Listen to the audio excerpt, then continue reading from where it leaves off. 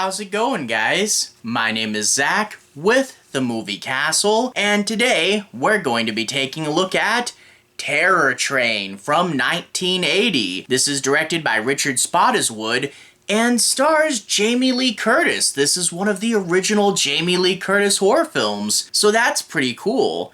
We also have Ben Johnson, Hart, Bochner, and David Copperfield in this movie. And this is a classic 80s slasher with a few good twists behind it. I mean, first of all, we're in a train. That's really cool. Those exterior shots of the train barreling down the tracks, the ambient noise and the way the sets will sway slightly, and plus all these cool little cars each having their own different purpose. You gotta love trains. It's great that we're doing a train slasher. That's really cool. But the killer in this movie also has a unique gimmick. It's a costume party, and the killer can kill you and take your costume. In turn, the killer changes costumes throughout the movie, which is a pretty unique gag. I really love the Groucho Marx costume on the front cover, but we also get a few other interesting and different ones, and they're all pretty good costumes, so that's a really solid idea. So a train, costume switching, and Jamie Lee Curtis? We have some pretty strong elements in this movie, but that being said, this is far from perfect. It was really criticized upon its initial release because this was part of the big fountain of slasher movies that came out, and it was made relatively fast and relatively cheaply, and if we had more time in development, we could have gotten a better story, and if we had more money, some of the kills could have definitely been a little better.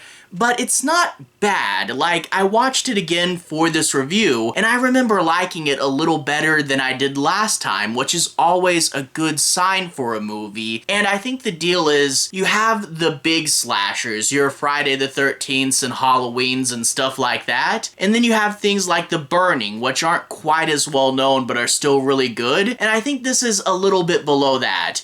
It's a good slasher, but it's definitely flawed, and I do wish it was better, but it still definitely is worth watching if you're going through your slasher movies. Just know there are a few things that don't work. I mean, for example, the idea of the killer switching costumes, that's really cool, but sadly, you always know who the killer is, and I wish there was a mystery, you know, like, I wish we had 3 or 4 people in costume and you didn't know who the killer would be out of those people. That would be really interesting.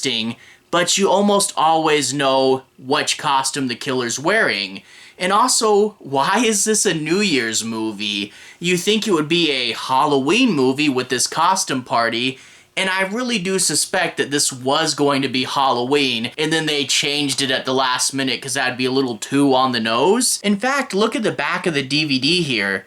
That banner says Happy Halloween on it. That's not in the movie. I sense a deleted scene. There is also a lot of just messing around in this movie, and I get a lot of slashers have that. The kids are naturalistic and the way they tell jokes seems really normal, but we do get a lot of time where they're just messing around with each other or talking about drama and who likes who, and I wish the pacing and kind of the middle section, it could have been a little tighter. We also get moments where the people who run the train are talking about retiring and getting an RV, which that's not perfectly integrated. And also, David Copperfield, when he does his magic, it kind of feels like we're pausing the slasher movie to watch a David Copperfield show. You know, like, hey, look, we got a magician, guys. Let's stop the movie and watch the magician. But it is David Copperfield. But yeah, it does kind of throw off the pacing a little bit. And granted, when you're seeing these in a film, especially with edits in it, the magic tricks aren't near as impressive. And I think I heard that he wasn't originally in the movie, like the character of the magician. And when they got Copperfield, they just kind of wrote him into the movie, and there are definitely times when you can tell that. But pacing issues aside, when you get towards the end of the movie, things really do start to heat up. You know, once the slasher becomes more apparent and everyone's running around the train. And we do get a pretty good finale. You know, there's this sequence where the killer's breaking these light bulbs, and it's a really fun sequence. So it does heat up and it does get really good. But I think when you hear a Jamie Lee Curtis slasher movie, maybe your expectations go a little bit too high. As long as you temper them and know that this is more just a good slasher movie and not a great slasher movie, if you go in with the right mentality, this is pretty fun. But again, not a perfect movie. But you know what? It's a slasher on a train. I really can't complain too much. Let's go ahead, in order to analyze this further, let's talk a bit about the plot.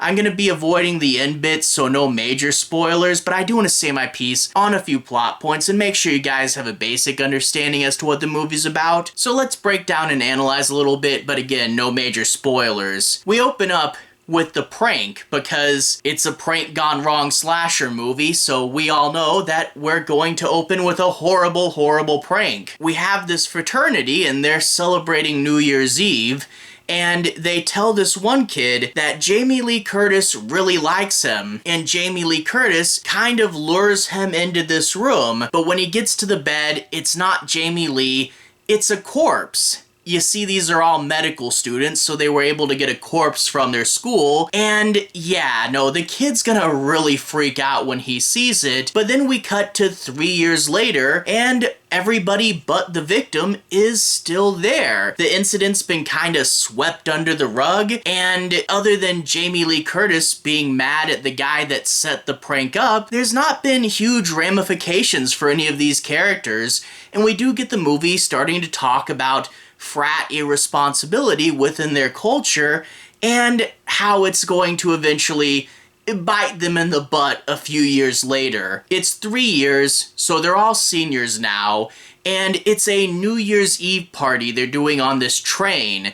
And because that's the break in the semester, fall to spring, some of the characters, like Jamie Lee Curtis, are going to be graduating early. So this is the last hurrah for some of them. And they go on the train, they're all dressed in costumes, and they're going to try to have a good, fun party.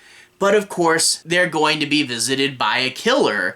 And right off the bat, we get an absolutely great sequence with the killer. The kids are messing around, they're doing jokes, and then one of them comes up with a sword in his guts, and they say, wow, that is a really good prank. And he dies right in front of all of them, and no one thinks it's for real. Well, they all get on the train, we see the killer take his costume, and then put him on the tracks. The kills aren't always the best in this movie, but you gotta at least have one guy get squished by the train, right? And then he has the Groucho Marx costume, and we get to see him, this guy that was really silly and really over the top, and now he's silent and kind of staring at people, and everybody still thinks it's some sort of bit. This is a really great setup, and I really do like this idea. Again, I wish it was a little bit more of a mystery, because you kind of see, like, you can follow the path, like, okay, he kills this person, now he has this costume, and you do know what the killer's going to be dressed up as. And it is also interesting, once you've seen the whole movie, if you do a rewatch, you can kind of track, like, where the killer was going at certain times, and it all does line up, and I really do like that. But again, I wish there was more of a mystery as to what he was going to be dressed as. But then after that, we do get a bit of sequences with the characters messing around, and yeah, there is some pacing issues during this part where it is kind of a bit of goofing off, but I do like some of the bits here. There is some bits that are well thought out. You get this bit where the guy who set up the initial prank, Doc, also doesn't like Jamie Lee Curtis, and the two have this feud, and he almost gets Jamie Lee Curtis and her boyfriend, who's a frat brother, to break up during this movie, and he kind of acts like this third party working against her and her boyfriend, and there is a bit of drama that does work there, and when we get later in the movie, we do get more and more out of Doc's character, and he does spin off into something pretty interesting by the time we really get going. And as I said earlier, the farther we get into the movie, the more things heat up. When the train conductor starts to see that something might be going on, but then there is all these pranks, but when he gets to be relatively certain, what do you do, how do you corral the kids, how do you keep everyone safe, and then solving that mystery. And I will say, why you know what the killer's dressed as, and also I never bought a few of the red herrings. Like, one of the red herrings I felt was pretty obvious, but when it's revealed who the killer is on this train, it's something that I didn't guess initially, and I did think it was a pretty good idea, and you look back and you're like, I really should have seen that. And again, it does build to a solid action piece and a pretty good ending. So overall, while Terror Train isn't the best slasher ever, it's still a pretty good one, and it's one that I can definitely recommend. If you haven't seen it, check it out. Trains, slashers with a costume gimmick, and Jamie Lee Curtis. Yeah, it's pretty good. Not perfect, but pretty good. Anyway, to everyone who's watched so far, thank you for watching. To everyone who's liked and subscribed, thank you. You really are helping the channel out. I'll leave a relevant playlist on the bottom. If you guys want to see videos kind of similar to this, you can click there and see more. Anyway, have a good day. I'll see you guys again very, very soon. Relevant playlist here. Have a good day now.